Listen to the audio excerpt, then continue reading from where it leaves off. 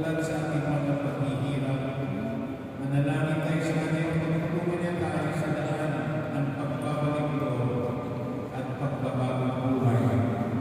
Sa bawat panalangin ng ating ituloy, Panginoon, bigyan mo namin panalangin. Panginoon, bigyan mo aming panalangin. Ang Kristiyano na nananalig, nawa ay tumugon sa tawag ng pananampalataya at pagbabalik loob. Manalangin tayo sa Panginoon. Panginoon, bigyan mo aming panalangin. Tayo nawa ay bigyan ng Diyos ng katapangan na italaga ang ating sarili para maging malaya kay Kristo. Ang mga tao na pipigit sa kanilang pagkamakasarili. Manalangin tayo sa Panginoon. Panginoon, bigyan mo aming panalangin. Yawang mga may punsong hukang at naglalaman, nawa ay makatagpo ng kaligayahan sa pag-ibig ng Diyos at ng kanilang kapwa. Manalangin tayo sa Panginoon. Panginoon, bigyan mo aming panalangin. Ang mga may karamdaman sa isip at katawan, nawa ay magkaroon ng ganap na kagalingan.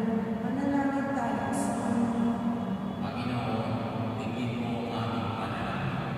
Para sa ating masasalamat at masasalamat nila, John Francisco, Rodrigo Manalo Jr., manalangin tayo sa Panginoon.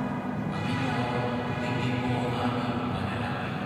Para sa ating personal na kahilingan at sa mga kahilingan nila, Willie Bonifacio, Gloria Di Maria, Romy Mateo, Jillian Evans, Edwin John Araya, Nina Feliciano, manalangin tayo sa Panginoon.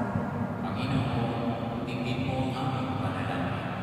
Para sa ikaluwalhati ng lahat ng mga kaluluwa, lalo na sa mga kaluluwa na nakatala sa ating parokya at sa mga kaluluwa nila, Felicitas, Ardenio, Romeo, Dante, Flor, Father Luciano, Maxima, Isaias, Lindo, Lazaro, Joseph Amino, Orlan, Mario Duterte, Crisano, Kiden, Gil, Leonidas, at para sa lahat ng kaluluwa sa purgatorio, manalangin tayo sa Panginoon.